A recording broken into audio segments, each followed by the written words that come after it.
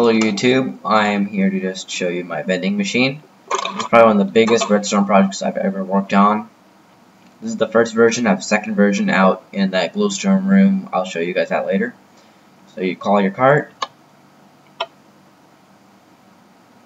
Gonna wait a couple seconds, and then there it is. Leather. Send it back. Bread. And here it is. And mushrooms too. And then I have pork also. Now, the challenge of doing this was getting the buttons right next to each other. At first, I had them all spaced out, but then I figured out how to get them next to each other. That's why this room is so big. Like, this was scooted over all the way up to here. I saved so much space. And these are just reset buttons in case the auto reset fails. So I can walk here. This is how it goes off next to each other, using repeaters and redstone like this. One's at a higher level, one's at a lower level, and they separate off. And go outside. And a lot of redstone tracks. So when you return the cart, it travels there. That track you see there, and it goes along this path right here until it gets to the cart room. Let me go in the cart room. Now the way this works is the cart comes and this track would be switched, because when I call the cart, I have a detector plate at the bottom there. So that detector plate sends a signal to an RS NOR latch, and that changes the track to this way. That's why I don't have any levers that say pull lever before returning or anything, so it just automatically resets itself. So the track comes, it goes over the track, it hits this detector plate, and then changes it to go this way. The next card goes in, changes that way. Next card comes in, and then this changes into that way. And then if some griever tries to put an extra card, since there's nowhere to go, it just goes around and loops back into the main room. Now, I took the design of these RS NOR latches from another person. If I can find his YouTube video, I'll link it in the description. But here it is. I'll make one right now, I guess. It's basically just this, if I can even remember how to make it.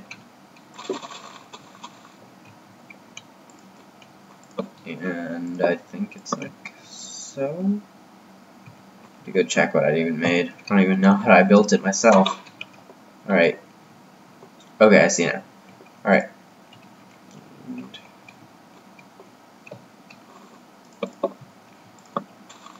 And like so. And the output is this torch, actually. That's why it works that way, because these are right beneath the track. So this torch is the output, and these are my inputs. Like I'd input in here. This would be my input. This is another input. And this is my output. So it's a bit different than many other RS NOR latches. It's good for three-dimensional workings, but the regular RS NOR latch is good if you just want to do some easy redstone work. And so the detector plate's signal comes and loops back around this way, and then it hits the RS NOR latch. And all this wiring is really for no reason. Now, my second version is in here, and it is substantially larger, but it is more compact. I've figured out how to fit it in a smaller space, like so. It holds more, and when I was using the wireless redstone mod, I had wireless redstone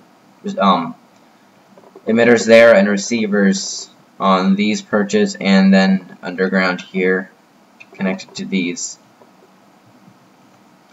And I can just call a cart if I didn't have instant mine on.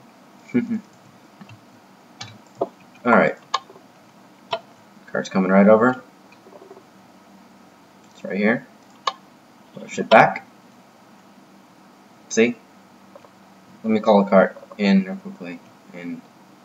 Alright, first of all, look at how this is facing. It's facing that way. Now when I press the button, the cart went over the detector track and it changed it to go this way. And so now I'm going to call the cart back, and there it switched. And this is more refined because if the griever puts in another cart, it just loops back and back onto the main track, and it goes down. Now I made it so it could stop off in multiple stations, so it goes here, and if I step on this pressure plate here, this notifies that I'm going to get something. So I can step on that, and look at this track. This was originally facing, so it can go like that. Now it is facing this way. So now the card comes here and goes into the house. So you can use this on SMP or with your friends or on the server, so you can have your own little distribution center. And then when you come out on this pressure plate, it changes back to this way. And I have an RS NOR latch hidden underneath this. So that's pretty much it. Thank you for watching, and I'll see you guys later.